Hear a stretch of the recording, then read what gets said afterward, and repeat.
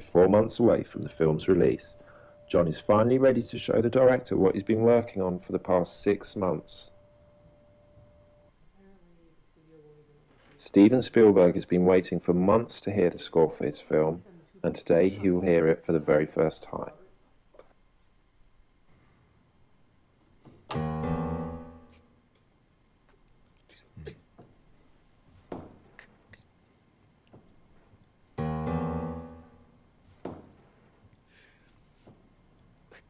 You don't get it? Am I right? Look, I'll throw this in at the end. Oh, that was everything. I sort of half expected him to give me the rest of it, but didn't happen. You're kidding me, right? This is gonna be so scary. Trust me. It's grinding away at you, just like your fish is gonna do. It's a shark. It's a shark. Exactly. He came back to me after 6 months with 2 notes. Even Tom Petty uses more than that. All right, go, go, go, go, go!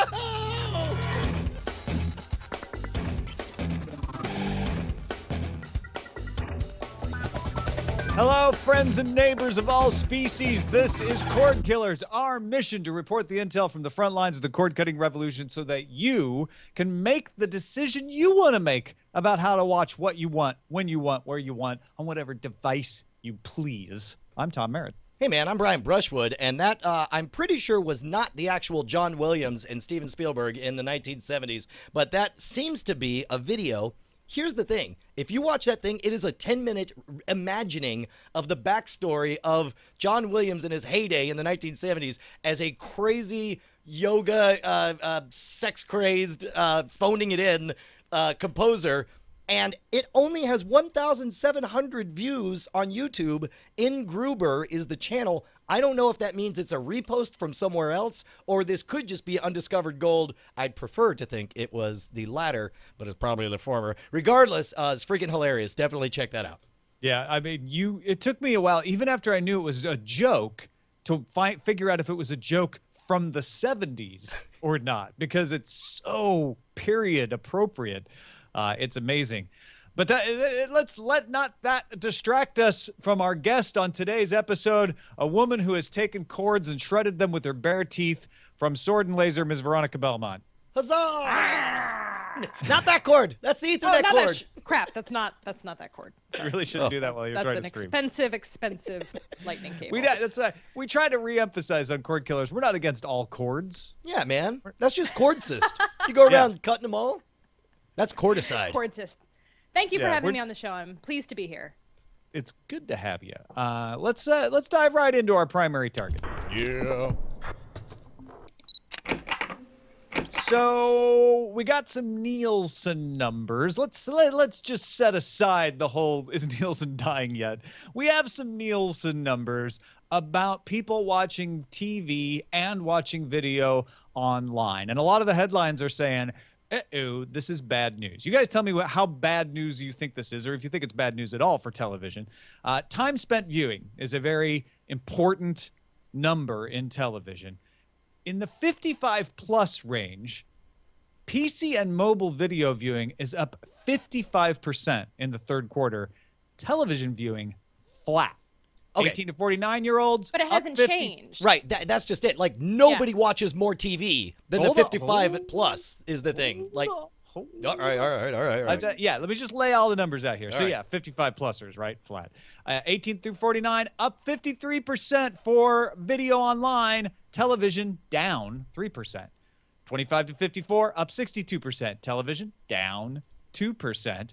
And overall, traditional television, without watching a DVR, just total traditional television, 141 hours and 9 minutes of viewing per month. That's down 4% year over year. Internet video at 10 hours, 42 minutes a month, up 63%. All right. A couple of things. First of all, that oldest demographic, nobody watches more TV than the over 55 set. Now they're doing it while they have their video screens open in front of them. In other words, they just accurately described my mom. Like she's playing more and more, Facebooking and all that crap while Fox News is on in the background or whatever. So it's like, I don't know. That's what it seems like to me. I think it's like maybe 60% people sending their parents videos from YouTube over iMessage to watch this funny thing. Oh, yeah. So they're able to do both. So is this self-reported, or are these like hard Nielsen numbers that No, track this stuff? these are Nielsen surveys. They go in and they do their Nielsen thing. I'm not sure if this is Nielsen box stuff or Nielsen it would have to be the software thing. But yeah, these are harder Nielsen numbers. This isn't just a phone survey. Yeah, this is not that surprising. I mean, people are consuming, I mean, you have a whole show about it, TV in totally different ways, and videos and internet clips, and they're chatting online while they're watching TV. And it makes sense that the slightly older generation, the older skewing audience, is becoming more comfortable with that as time goes on, or becoming more, able to switch over to their phone or their iPad or their Kindle Fire or whatever way that they're consuming content, and be comfortable with that over television, and realize, oh, now I can watch a la carte. I can watch it whenever I want to, or I can watch all these funny YouTube videos, these web series that are out there. I mean, it's not surprising to me.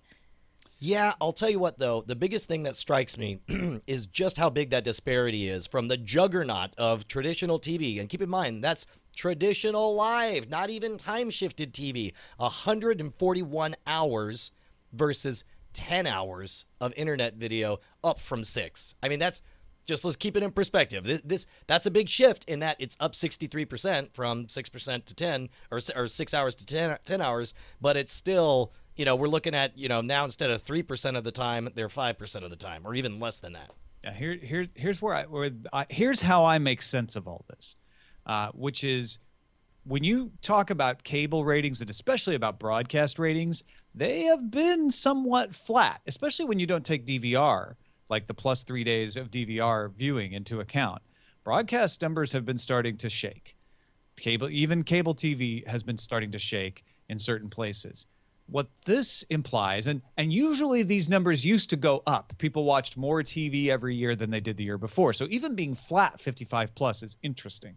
What this implies to me is people are starting to, for their discretionary watching, for lack of a better word, choose online more often. And for their background viewing, which is exactly what you guys are talking about, the turning on the TV in the background while they're watching videos, they're still turning on the TV. So we are at the tippy top precipice, especially when you look at this number. Netflix users, among Netflix users, they stream 46 hours a month versus the overall average of 10 hours.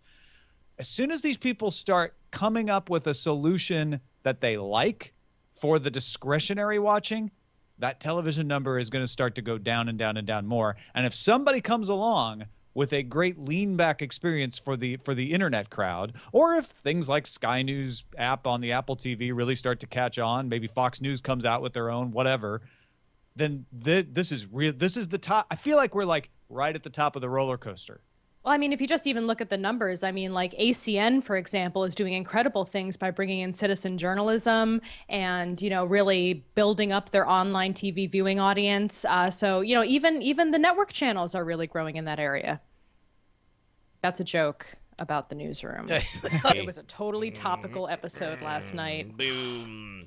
What a Sad bummer. face. Spoiler. Sorry. Been meaning to get around to watching it, but I guess I won't now because you told me one small fact. To our credit, we didn't try to snow you and just act like we did. Oh yeah, I read that report. That would have been better. Actually, that may have been better. Well, the good news. They showed Twit on the show. Oh, did they really? See that? No, Yeah. that's amazing. Well, no, it was like the bad guy was watching Twit. It was pretty good. Oh, what? Right. So, you want to move forward? Well, okay, but so you guys think we're at the top of the roller coaster or not? That's all I was curious. No. about. I do think I think that's a good way to put it, because it's not so much a tipping point implies that you're up here, everything's one way, and then suddenly everything's another way. But the metaphor of being at the top of the roller coaster, you could take a while to build up speed, and then it just barrels on down. I do agree that that's right about where we are. Yeah. Maybe, possibly on the other side. I'm going to say, if you thought the last 5 years was fast, you haven't seen nothing compared to the next 5 years. I think the next 5 years. I'm still waiting for somebody to come up with that thing where everyone goes, oh, yeah, I do that.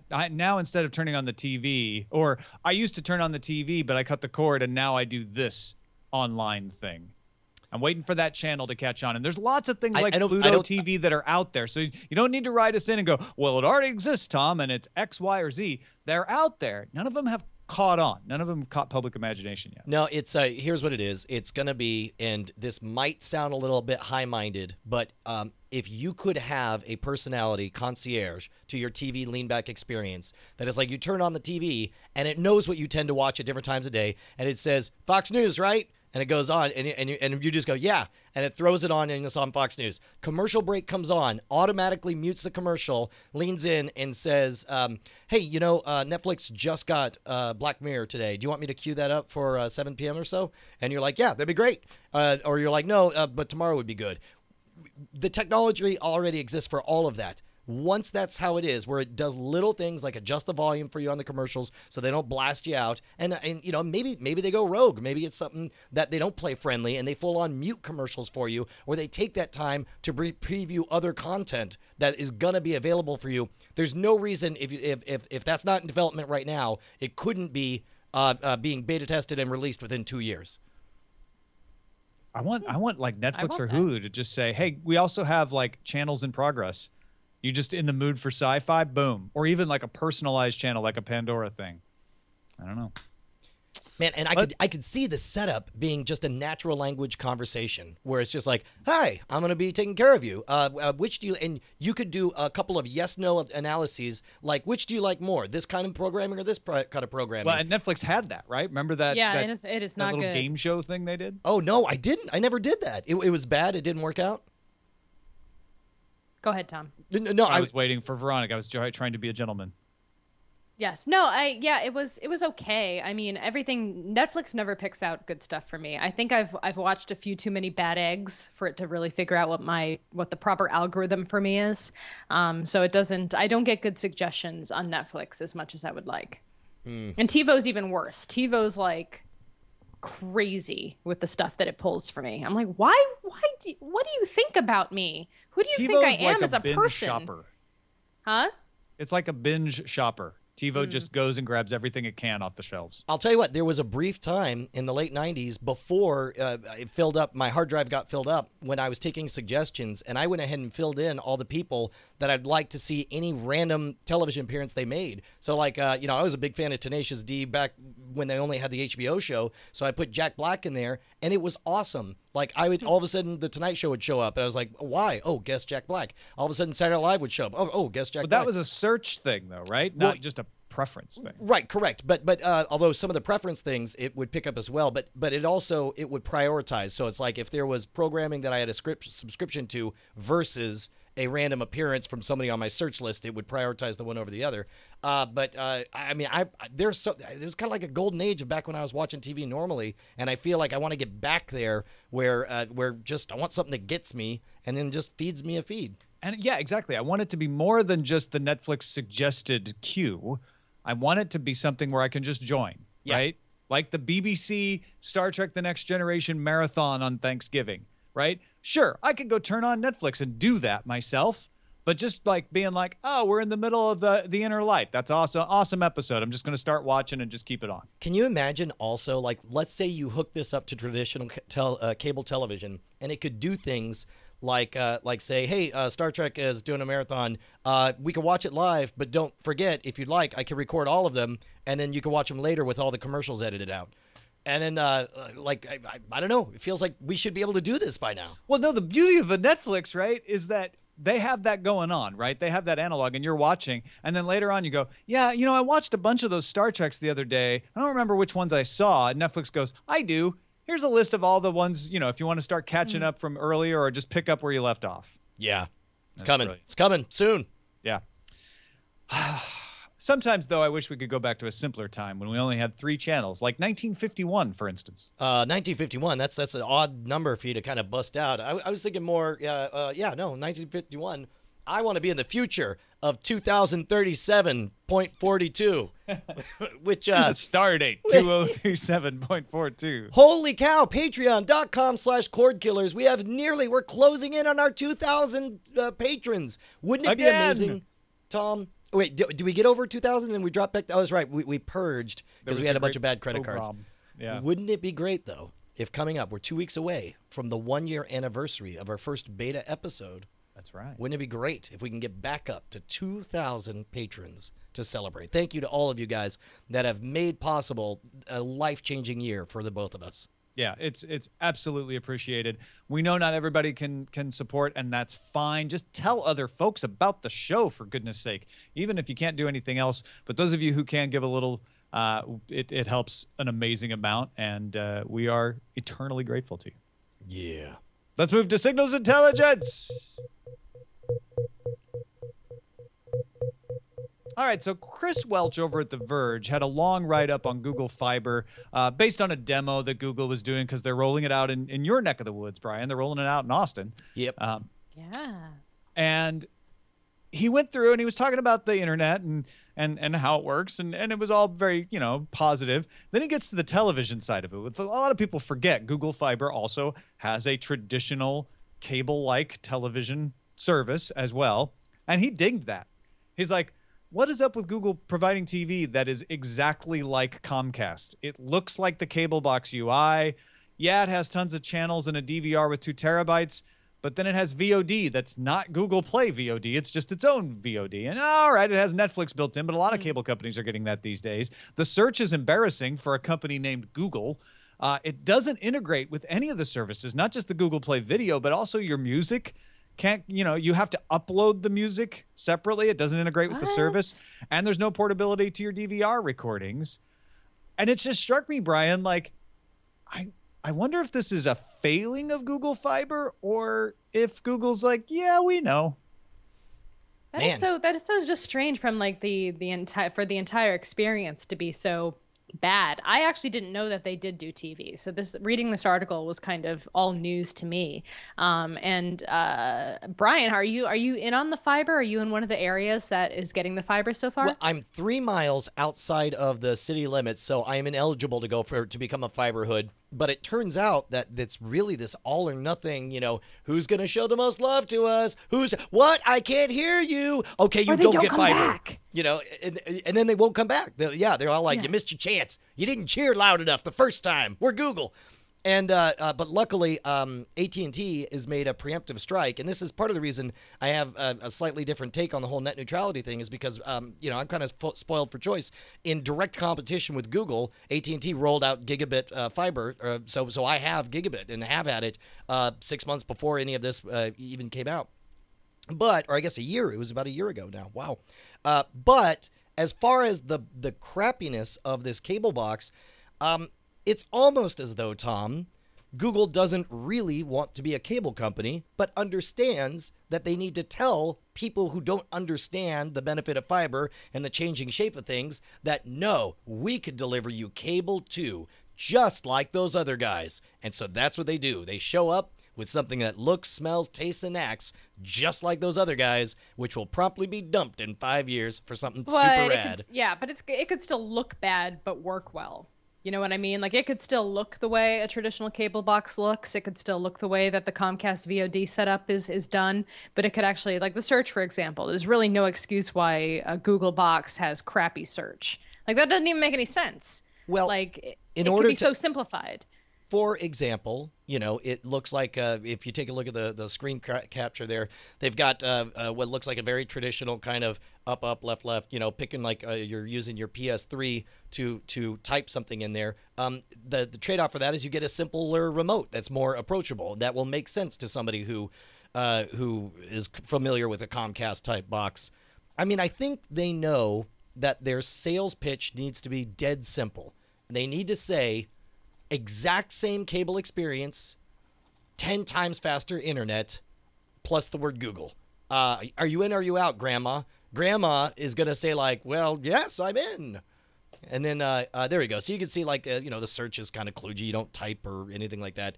But this is all just to get in the door, man. They just need something good enough to catch up with Comcast. And I think they've done that. Don't forget, they owned Motorola for a short period of time, and they had access to Motorola set-top boxes. And my guess is they said, you know what? We don't want to spend a lot of our resources on trying to become a great cable television company, which is a dying breed. What we need to do is be able to give just enough that Brian's example works out, and people go, oh, okay, well, you give me something that is equivalent to what I'm giving up, but I get this much faster internet. And so we get in the door. So my guess is they just took an off-the-shelf box, and that's why the search is no good, because the search is never any good on these boxes. Right. Yeah, but you guys are excusing mediocrity. Like the Google has no excuse for not having good search. I'm not excusing mediocrity. What I'm saying is Google... Yes, you are. You're saying, they don't have to be better than the other guys, so they just didn't.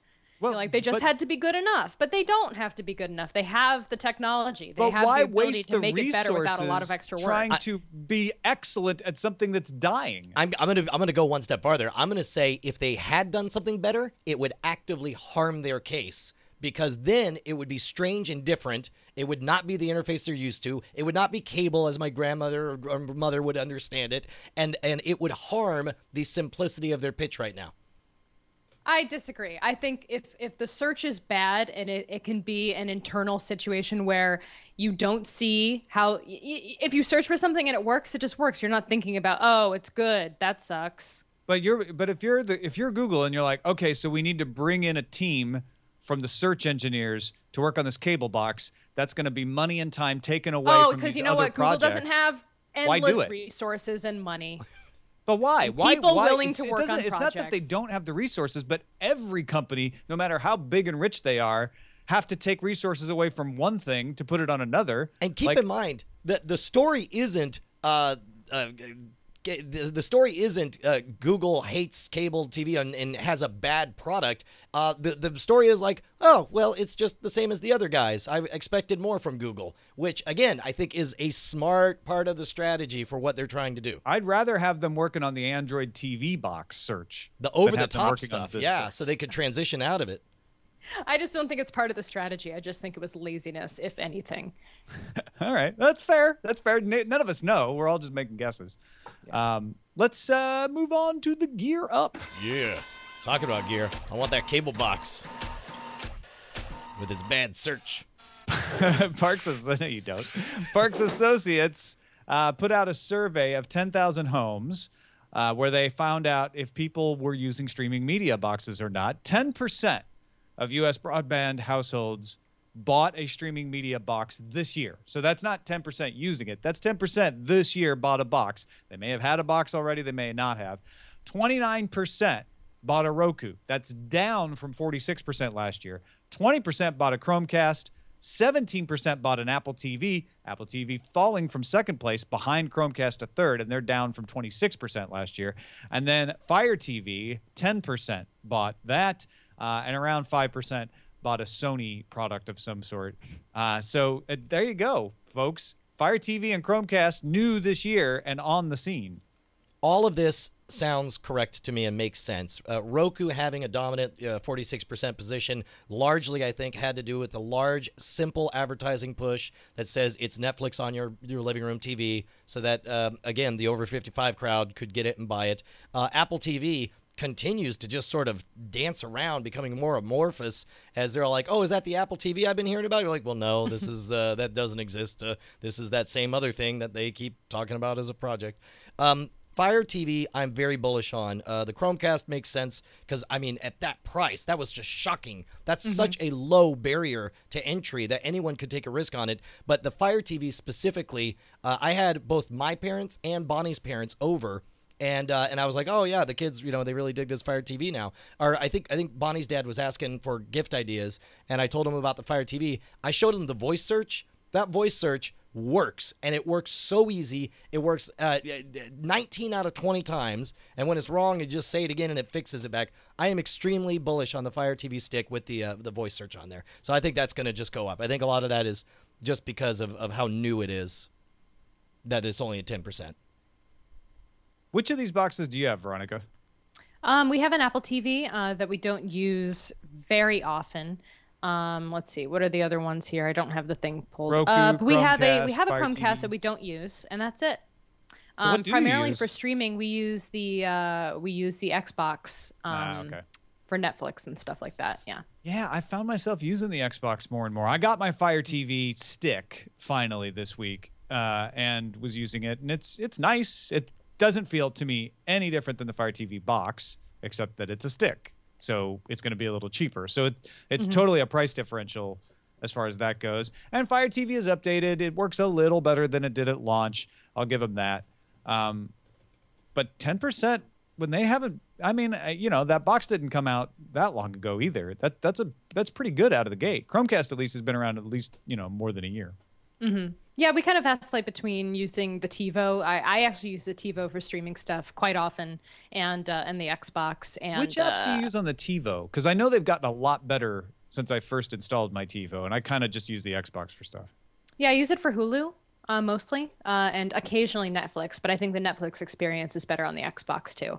Yeah, they just upgraded the Amazon app on TiVo as well, and it's finally usable. It was like barely usable before. Mm-hmm. Right on. I didn't even know Sony had a box. So. Well, didn't they have a... Unless that's counting PlayStation? No. Well, No. no. Sony had various varieties of Google TV over years. Right. They did multiple versions of that. I guess Android Probably TV now. makes up the majority of this, I'm guessing. Gotcha. Well, Brian, Yeah. it's the holidays, and I know in the holidays, Scam Stuff Store gets pretty full of awesome stuff. Yeah, dude. I'll tell you what, I'm really excited. If you go to scamstuff.com, it's my little online store. We're trying to fill it with a bunch of cool holiday ideas. We're coming in that last week when there's a lot of people who are difficult to shop for, and you're like, I don't know, let me just get them something that costs around $25. You know what you can get for $25? 3 trick decks and the Scam School book for only $25. Or you want something clever just to sort of have that they could show off. How about like a bespoke high-end deck of playing cards, like the J.J. Abrams mystery box deck? Or if you got somebody who's deep into magic, we got all kinds of crazy, awesome magic stuff. Some of the stuff that I perform in my stage shows available there. And we just added, I'm pretty sure they're all sold out right now, but we added a limited run of these awesome, they look like keychain key fobs, but there's actually a recording device in there that will record video or take pictures. And the nice thing about that is if you ever need to take secret video, most people just pull out their cell phone and make the cop all super awkward, and then he asks to see your phone, and then you're like, well, that was dumb. You could much more covertly, as if it's legal in your state, record video from a key fob with that stuff. Anyway, lots of fun stuff up at scamstuff.com. Brian doesn't pay himself to say these things. He really believes them. I just get paid by all you fine people who buy stuff. Exactly. Let's move on up to the front lines. Front lines. Hey, remember Andy Forsell, the former Hulu CEO that was on the show a few weeks ago? Yeah. Well, he won't have time to be on the show anymore because he got a job. Quick congrats to him. He takes over the CEO job at shoutout.com, which is a web video aggregation and distribution startup. Dude, that's kind of cool. It's we have all these players in the industry who come in and they sit on our couch for a little bit, and they're kind enough to take our silly questions. But then we see them in another news story, and we realize, oh wait, these are the movers and shakers and shapers of the next 10 years of television. That's pretty cool. Yeah, and shoutout.com is got an interesting mashup of signing up people but doing some crowdfunding type stuff. They're interesting. Worth taking a look at that. It sounds like they're trying to grab a bunch of YouTube creators as well, from what I've read. So that's interesting. They're trying to build out their internal ranks. Yeah, everybody's trying to make grabs at YouTube, people. We'll talk about that in a second. Yeah. Hey, man, the Wall Street Journal, they got an idea. They seem to think that DirecTV's contract says if HBO, quote, signs up more than 450,000 subscribers nationally for its online service, or 300,000 in any given local market, then DirecTV has the right to scale back its marketing of HBO as well as sell HBO streaming through DirecTV's billing department. HBO unavailable for comment, who I imagine is going like, ooh, scale back marketing. No, this is a source saying this is what the contract says, right? This isn't a taunt war. No, I know. I'm just saying, like even if all of this is true, if I'm HBO, I am not threatened by that threat of what, getting less marketing. Who cares? Yeah, most of these stories about this were like, oh, it looks like DirecTV got HBO over a barrel, and they won't be able to be take an extension, too successful. And I don't think that's it at all. Yeah. Do you think that Veronica, that HBO has anything to fear? Like, let's say DirecTV had the right now to say extension. Yeah, had the right now to say, you know what? You're gonna sell your service direct. We're not advertising. We'll never speak you're dead to us. HBO says, or DirecTV says. I think they'll be okay. I think they'll be okay. I'm not worried for HBO. Well, and I honestly think that this is a sign that HBO went to DirecTV and probably a bunch of others and said, hey, let's be honest. We're going to have to do this. So let's figure out a number that you don't feel comfortable after and a number that we do. And it's not screwing anybody over. It's DirecTV saying, look, if you get to this amount, it doesn't make sense for us to give you free marketing. And HBO saying, yeah, all right. Well, if we get to that amount, we don't need the free marketing anymore. And we don't need you. Because DirecTV is like, we would like to sell it through our billing department so we can get a cut, by the way, right? It's not DirecTV saying we want to shut you down. It's more like, this is just seems like a sensible business. Oh my gosh, no, and that would make sense. I say if you're HBO, you're like, yes, take a cut. Have your guys sell our independent service for a fee, yeah. This is a day for news of CEOs formerly of Hulu. Jason Kilar has a startup called Vessel, which isn't launched yet, but it is also, Veronica, apparently luring top YouTube talent with exclusive and lucrative deals. Wall Street Journal says Google's starting to feel like they got to pony up some rich funding deals to select stars to create new channels. Oh, no, that was the story I was talking about. I got confused. Yeah. Yeah. Well, I think ShowU is doing that too. I think a lot of startups and a lot of companies out there are like, hey, let's get the YouTube stars away, because there's a feeling amongst the YouTube creators that maybe they're not making as much off the channels as they should. Hey, I'm hireable. I'll tell you what this reminds me of is when I was working at Dell at the height of the dot-com bubble, all the other marketing managers were getting calls for all these little startups saying, come on, and we'll give you stock options and blah, blah, blah. We'll all make money forever extension. And they would leave. And then when the dot-com bubble burst, a year later, all those guys were unemployed. And then meanwhile, everyone else at Dell that was still there was had claw marks in their desk where they were trying to hold on to their job. I would say people are aware of this cycle, and no matter how exciting the names are behind, whether it's ShowU or what's this other one, Vessel. If I'm a top tier YouTube content creator, it's going to be really hard to talk me out of not cozying up with Grandma Google. Well, and Facebook's out there with money too. Like, it basically I wouldn't even go to is Facebook. an amazing thing for creators right now. Yeah, I guess so. It's all good for creators. I know more about this than I would normally, because my wife works at YouTube, but it's not secret knowledge. YouTube has a new thing. We talked about it on Cordkillers before, called YouTube Originals, which is meant specifically to go fund people and keep them in the YouTube tent. So right now, if I'm a creator, I'm like, all right, who's got the best deal? I mean, PewDiePie's doing it right. He's like, Twitch, give me some money. I'll still take some money from YouTube. Let me do a TV deal over here. Great. Just keep it flowing. Yeah, man. Season 2 of The Leftovers will apparently leave Mapleton, New York, and most of the cast members behind, though the Garveys and Nora are all sticking around, and apparently Christopher Eccleston as well, Liv Tyler and Ann Dowd. Patty might also hang on. Wait, Patty, how can she be? I don't know. I'm sorry, it's a spoiler. Brian was confused about Patty being in there. There was talk about this maybe being like a soft reboot, in that the Garveys go to another town. I don't think that would be a bad thing. Well, without being too spoilery, how does that work? Like, the family's not together from episode 1, right? That's not much of a spoiler. Yeah. They're not all in one place. So, yeah. They make it sound in this article like they're trying to fix something wrong with the show. I think they're trying to fix something with the selling the board on continuing the show. Would it be like a reboot, like they change the story and go back to like the big? I don't understand. Yeah. British fashion vlogger Zoella, a.k.a. Zoe Sugg, has become the UK's best-selling novelist debut, selling more copies of her novel Girl Online in the first week of sales than J.K. Rowling did, Dan Brown did. Dan Brown only sold 96 in his first week, by the way.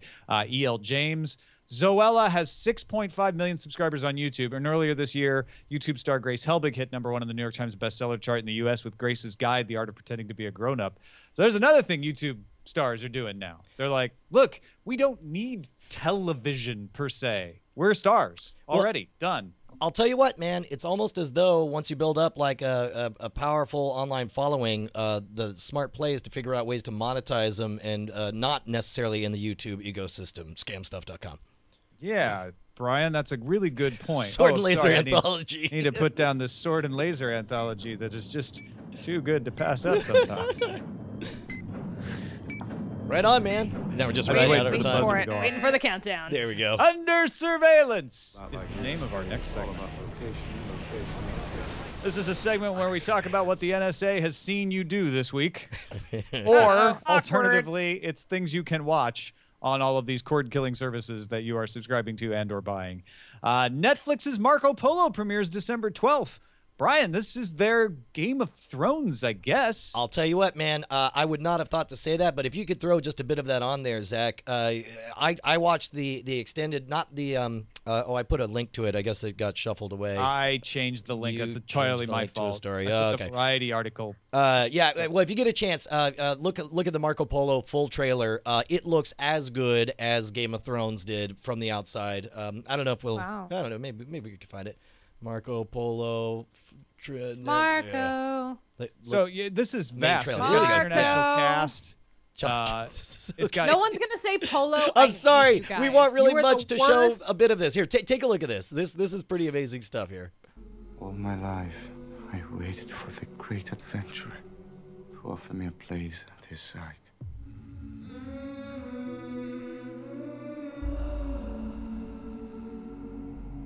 Stars in Italian. Like not just in Italian America, like an actual Italian. And the actor. vistas look. I mean, you could tell that they're going to cool They locations. shot all over the place. Yeah. They spent a lot of money on this. Like they spent a lot of money on House of Cards. They spent a lot more money on this. Along the Silk Road. And in return, If it pleases your greatness, you may take my son. Father, what? What? Margaret, this Oh, will look, not it's be Josie forever. from Twin Peaks. Remember this now. The walls of my kingdom stretch beyond the horizon. Will report what you see, the way things truly are. Tread carefully, Master Polo. Your words can get you killed. I can train you to survive in whatever world you choose to make your home. All right, look, you How does see this enough. compare to the Marco Polo miniseries from the 1980s? That's what I wanted. My guess is slightly more expensive, but I mean, if you watch that trailer, it's obvious that there's a quality of or at least amount of money spent that's comparable to a Game of Thrones style production. A remastered HD cut of The Wire will become available on HBO Go and air on HBO Signature starting December 26th, and then become available for purchase on January 5th as a digital download, and then come to Blu-ray sometime next summer. Veronica, did you ever go through the whole Wire experience? I did, yes. It was fantastic. I mean, it's definitely in my top 3, I think, of great shows that have ever been on television. And I have to say, go through season 2. Don't get bored. Season 2 gets kind of boring. Stay with it. Season 2 is what actually kind of sold me on it. Yeah. No, yeah, Ryan likes season 2 also. And Yeah. I was just like, ugh. So real quick, here's an interesting thing. They would, during production, when they first started, all televisions were 4:3, but this show took so long, and of course, pagers were how you bought drugs, and they stuck to 4:3 through the HD revolution. They never switched over to HD, so they never switched to 16:9, which means all of the shots are framed 4:3. Although I guess they shot it on film, which is why they're able to remaster it in HD now. But now there has to be some kind of reframing of everything in order to make these shots work. Do you think that'll affect it? Do we know it's reframed, or was it shot 4:3 safe, but had more on the film than that? You know what? That may very well be, because one of the articles that I was reading about this kind of asked, well, how would that affect the way the show feels? And it made me think of, like, the early days of The Office. They would broadcast it in HD, but they knew most people were watching it in 4:3. So, like, there would be, nothing that really mattered on the side. So maybe it's like that. Yeah, I makes can't wait sense. to see it. And HBO Signature is going to be doing a season a day, apparently. Wow. Starting on December 26th. If you got nothing else to do in the holidays and you get HBO Signature. Oh my gosh. If Just that's pop that not on. them taking a lesson from Netflix binge watching, set your DVRs. We're releasing, pretty much all at once. Well, it's exactly what we were talking about earlier, right? You can go to HBO Go and watch them at your own pace, or you can just turn on HBO Signature and just just have it on. Yeah, man. You got both choices here. Netflix documentary is coming out on singer social activist Nina Simone in 2015. It's called What Happened, Miss Simone, and will tell her story using her own voice. Hundreds of hours of previously unheard interviews will be mined for this. I'm a big fan of Nina Simone. She was an amazing singer, so I'm really looking forward to this. That's Man, awesome. I only know, I think she had one song on the Big Lebowski soundtrack. That's the only thing I really know about her. Yeah, she's worth getting to know. It's just more than just that one song. Yeah. That's worth listening to out there. All right, let's talk about what we've been watching. And Veronica, I didn't ask you to put any notes in here. Are you prepared, or do you need a moment to think about what you've been watching? I'm good. What you Do I got? have to talk What now? you been I have to looking at? start? Okay. Yeah, I watched the first episode of season 1 of Black Mirror, and what?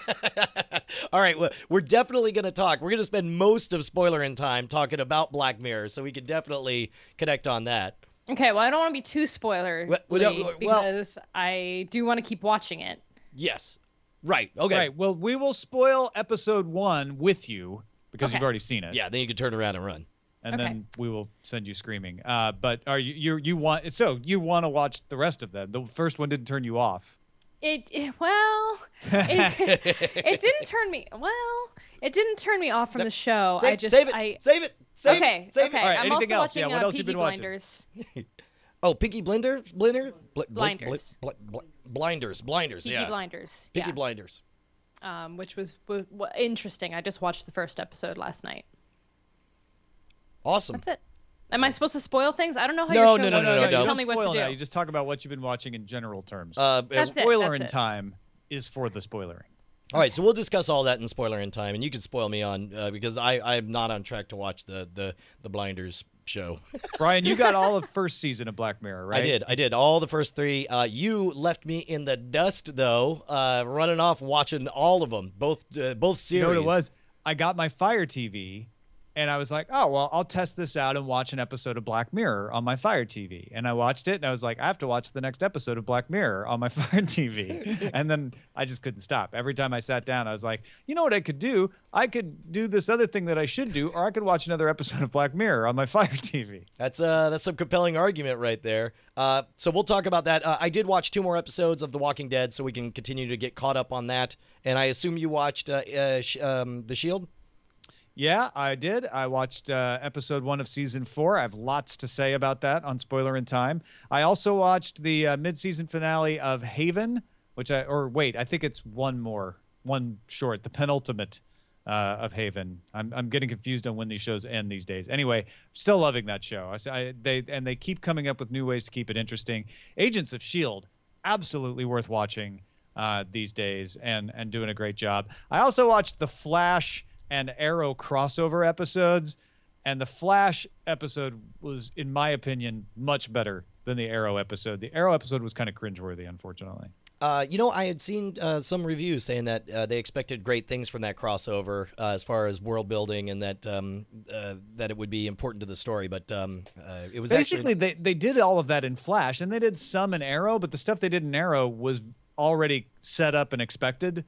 So maybe that's why that episode suffered. But I really liked the episode of The Flash that they did with the Arrow folks on board. That was apparently really difficult for them to do shooting schedule-wise and everything, but they enjoyed it so much they want to do it again. And they actually have talked about wanting to cross over to other television shows in the DC universe that aren't on the CW. We'll see if they let them do that, but that'd be awesome. Oh, that'd be interesting. Yeah, I wonder if they would make them change names and stuff like we got with the upcoming Avengers movie, because they don't have Quicksilver and Scarlet Witch are mutants, and so they're changing. They're calling them something different. Right. Yeah, because they can't. Yeah, because that's X-Men franchise, which is owned by a different company. That's so weird. Yeah, I wonder how that's going to turn out. Did you also see that they showed some armor from, I think it was from Fallout 3 on Arrow? Yes. So I don't know how that happened. So there was an article, I think, on maybe it was Kotaku or something, but I guess on the recent, I don't watch Arrow, so I'm not sure if it was the most recent episode. I think it was the most but they recent showed some like space age, fancy looking armor kind of in a hologram, and that was armor from Fallout. Like Brotherhood of 3. Steel armor? No, it was Chinese armor, actually. Oh, right on. And so I'm not, I never had that particular armor set, but I thought that was kind of, everyone recognized it. It is exactly that armor. They just like ripped off the design and put it in the show. So I thought that was like, oh, all right, well, you didn't think people would recognize that? Well, sometimes there's just assets that are available within, for example, if you watch what was aired as the pilot to Firefly, all of the armor that they're wearing was left over from Starship Troopers. It is full on, like the cop's armor is the Starship Troopers Warriors armor. That's just what they had, and they were on a budget, so they just let them go with it. Oh, that's funny. Yeah.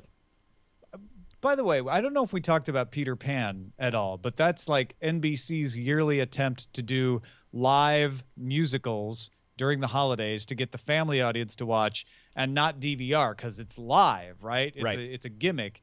And they did it last year with Sound of Music to great effect. It got wonderful ratings. It got even better ratings on the repeat, hilariously, even though it wasn't live. This year it kind of tanked, but it was a Twitter sensation. Like, even if you weren't watching it, just looking at the tweets fly by. I didn't see it, but Zach is shaking his head. Zach, do you want to comment? Did you watch it live? I gave it the first 20 minutes. And then I was like, you know what? I can probably do some bookkeeping, and I just turned it off and started doing bills. So. It was less fun than bills. It was. I mean, it's for. I think it's really for kids. I think that's what the it's thing definitely a family is. thing. Christopher Walken, who was in it, looked more bored than I was. It was weird. I watched the first 15 minutes or so myself, and then I watched Then you did your some taxes. highlights. Yeah, then I watched some highlights online, and it was pretty painful. I was in Peter Pan as a kid. I was a lost boy. I had one line. Look, a cake. That's my line. So I felt like a kinship a little bit to the performers in this particular live play. But yeah, it was not good. It was not good. I watched the East Coast Twitter posts to hilarious effect, and so then when it came around to the West Coast, we didn't turn it on, and then Eileen said, well, maybe we should watch the ending. And we turned it on just in time for me to see some things where like, oh, that's what this person was saying on Twitter 3 hours ago, going along with that. And that was actually more fun than enjoying the actual music. Anna Kendrick killed it in the tweets. She had the funniest tweets of the night. Yeah, though as a singer of a certain age, Anna Kendrick, I felt like maybe some of it was a little sour grapes. Like maybe she thought she would have been a better Peter Pan than Allison Williams. So I'm just Guy putting that out there. Branum, comedian Guy Branum was also nailing it. Yeah. All right, let's move on to the winter movie draft. Yeah. Put on your sweaters and get your inflatable robots out. No one's catching Scott Johnson. I'm just going to say that right now, bro. No way. You're telling me he's going to run away with this thing with under $350 million? No. I don't know. It's just the way I feel. He also has The Interview. Don't forget that. Well, all right, maybe. Dude, I'm telling you, I've got a shot of beating Scott. I'm already creeping up on 80 million. I still have top 5, which is finally they're hitting hard on the advertising for. It's looking like it'll do. I don't have a guess on that. Annie, and a little movie called The Hobbit: Battle of the Five Armies.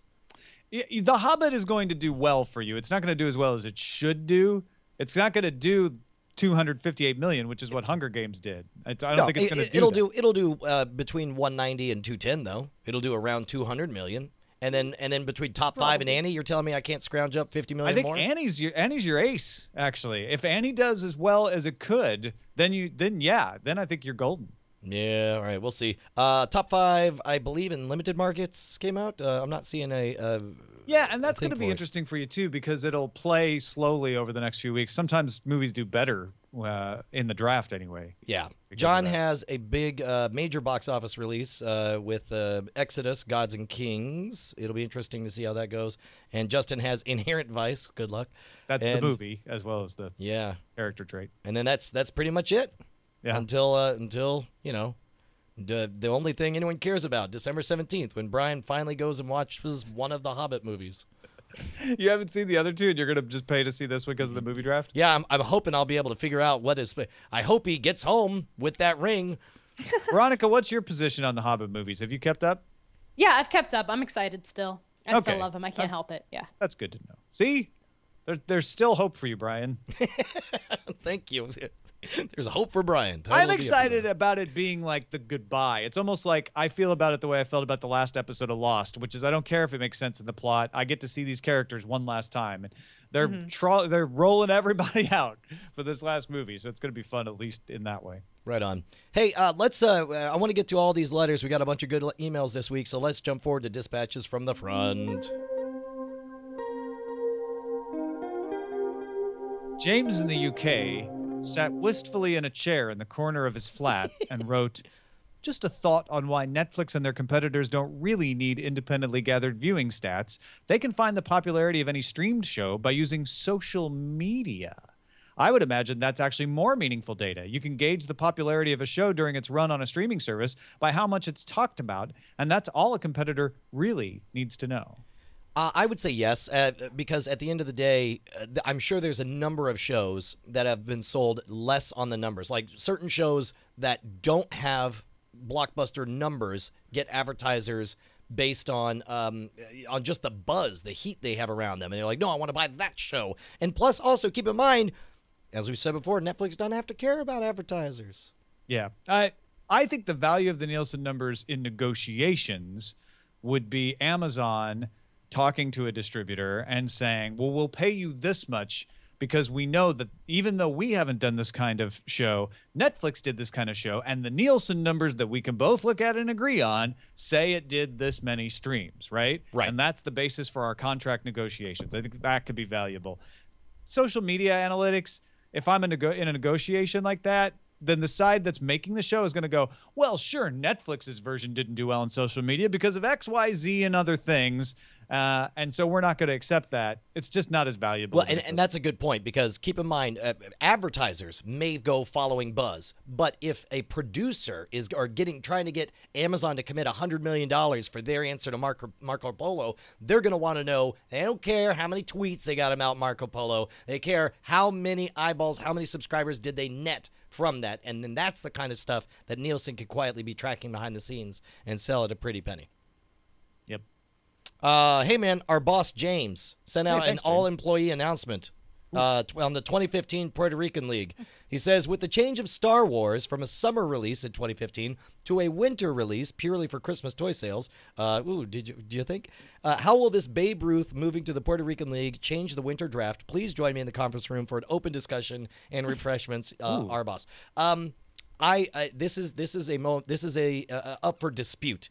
Justin is so bullish on this one movie that he insists we break it into two shares. I think his hysteria and his belief that just that's a winning strategy to just buy the one movie with all of your stuff is not good. But we can discuss it when we see more projections. Having been the person who spent almost all their money on one movie this season, I can say that I feel like the marketplace of the movie draft can still work. I mean, that's just it. It's like I keep telling Justin, I'm like, look, man, your confidence does not equal we need to break the game because I'm going to play so foolishly that I'll win. I mean, maybe you'll be right, but the historically, nobody has ever won any movie draft betting just on one movie. Nobody, ever. Well, and keep in mind where you get the argument is, but effectively I won when I took Twilight because I took Twilight, right? Even though it wasn't my only movie. Well, no, exactly. But here's what I'm saying is and there have been times when essentially somebody only got one movie and you know you spend $90 for something and then you get like some trash on the side. But if you could be the first, who knows? Justin Robert Young, maybe we'll see. Fraser Kane wrote in with a little update on that unbundled Canadian media service we were talking about last time he was on the show. He says, I've signed up for a 3-month trial. Short answer, it's a pale shadow of Netflix Canada. They blew it.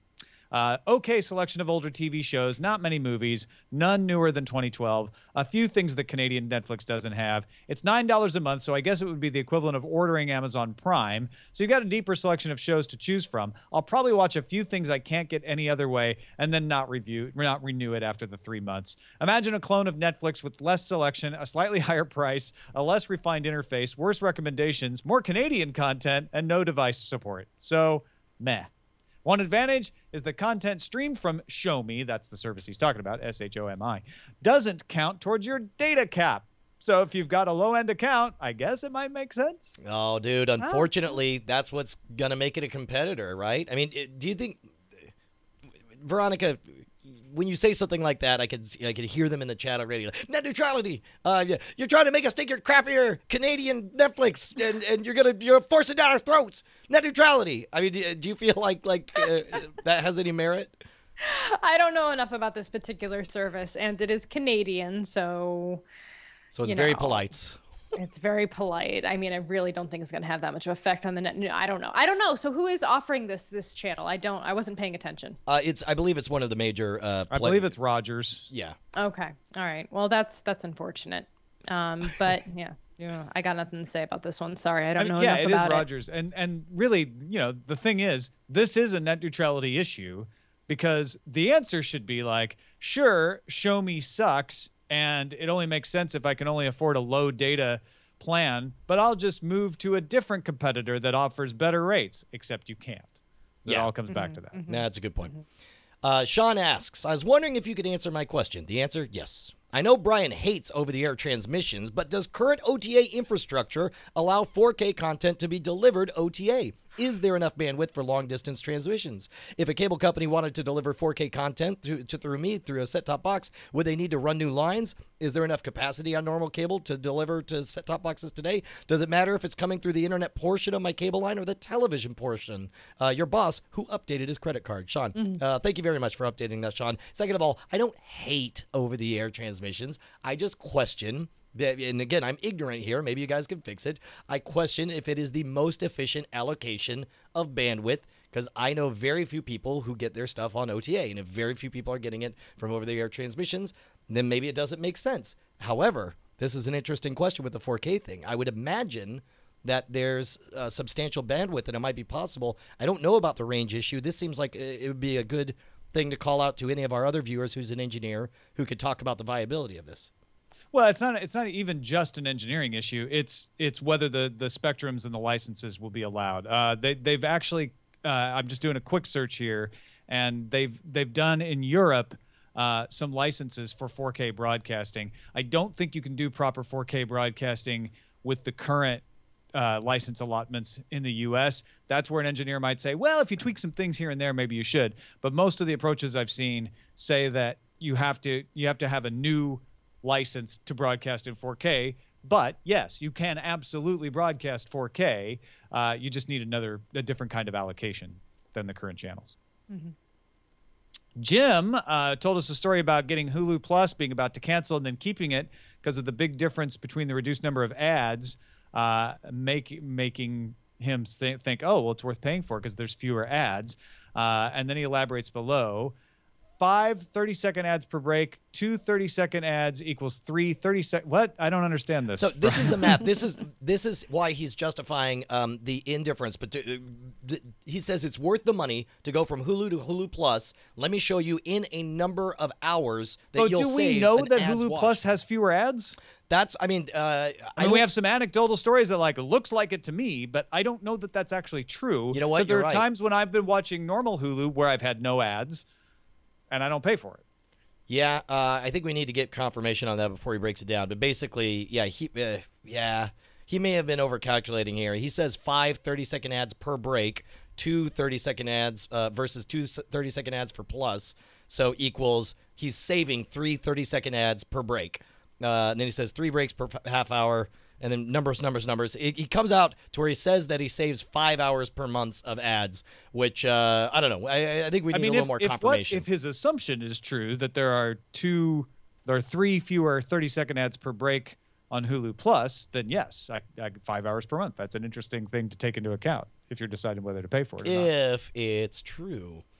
Got an interesting follow-up on the YouTube channels. It's kind of a long one. I'll try to plow through it real quick. Tom and Brian wanted to add my 2 cents to the discussion of YouTube channels. I find most of them really frustrating, nearly to the point of uselessness, because they combine the worst elements of cable bundling and social media feeds. What I mean by that is many, if not most of the most popular channels combine a bunch of different shows on their channel with a micro version of cable bundling. I'm a big fan of Tabletop, Will Wheaton's board game show on Geek and Sundry, but don't want the other offerings. I want to subscribe to those channels to support the content I love and their producers, but then comes the social media feed price in all these other shows cluttering up my feed. It's far too much work to find videos of the specific shows I want. The result is I don't use YouTube nearly as much as I otherwise would because it becomes too much work to find the individual shows I want to see.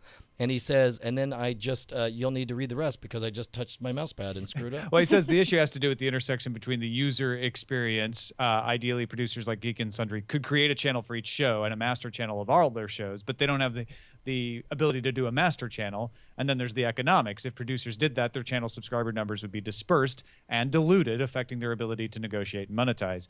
YouTube is set up for a vlogger lifestyle, right? Like I am the channel and whatever I put here is my channel and the things that I do. It's not set up for the typical, here's a network of shows.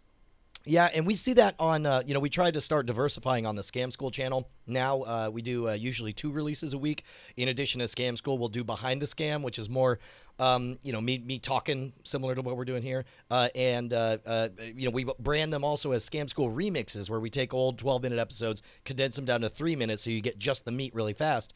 And it's interesting to see how you tend to get consistent numbers based on, the thumbnails. They're like, oh, it's that talking thing that I don't pay much attention to. We're like, oh, it's that fast thing that I really like. So it's evolving and they're figuring out, but that's a very valid concern.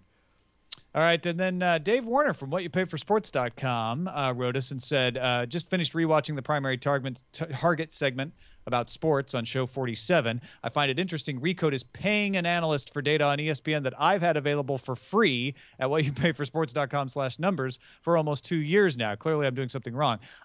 I'd have to check on that. I'm not sure Recode's paying an analyst. I think the analyst put the numbers out there, and Recode picked up, the press release, and we're passing them along. But check out WhatYouPayForSports.com/numbers, because look, this guy's doing the hard work for you. It's there all the time. Anyway, he says, second, I've done several analyses on how much ESPN makes compared to what it spends on TV rights for major sports and how cord cutting might impact ESPN in the long term. The bottom line is the cord cutting would have to increase dramatically over the rest of this decade before it would have a real impact to ESPN's bottom line. ESPN and TNT just signed a 9-year, $24 billion TV deal with the NBA. Does that sound like the move of networks concerned with cord cutting? No, it doesn't.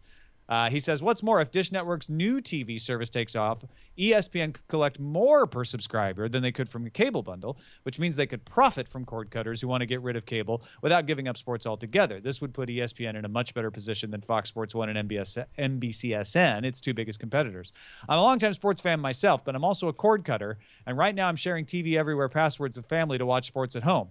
HBO CEO Richard Pepler said password sharing wasn't an issue for HBO, and I suspect other networks think the same way. That is not what Pepler said. He said, I know they're doing it, and it doesn't concern us that much. He didn't say he's okay with it. It's quite different, but whatever. Anyway, he said the data on what people watch, when they watch it, and what devices they use to watch it is just as valuable right now as carriage fees. Smart networks can hook us up now and sell us on new over-the-top services later. And in the meantime, Watch ESPN has ad space to sell. In the end, though, it will be sports fans who pay for sports, which is how it should be. Great email, Dave. Thank you for that. Yeah, man, it's great to know that there are other people tootling around in the same space, and definitely go check out WhatYouPayForSports.com. Really good stuff. Yeah, absolutely. Veronica, you watch sports. Go Giants. So if you were to totally, I mean, how would you get the Giants? I don't know. That's been one of my big questions. I think I've talked with you about this before, but that is one of the things keeping us from cutting the cord, probably. Entirely, yeah. I mean, you guys do a lot of cord cutting viewing. Yes. But you have to keep the Giants around. There's a few things that we watch that I haven't been able to really find, at least in a timely manner, on various streaming channels and networks. Like Anthony Bourdain, for example, some other shows, but that's changing very quickly. It's becoming less of a stopgap for me to switch over. But sports is a big one. Yeah. All right, well, that is it for this episode of the Cordkillers. Thank you, ladies and gentlemen, for joining us. We're here every Monday, usually at 4 Pacific, 7 Eastern. We had a special thing today we had to work around. We try to let you know on the Twitters about that. But you can always get us at cordkillers.com, and our email is cordkillers@gmail.com. Brian, well done. Dude, good day. Good show. See you later, Veronica. folks.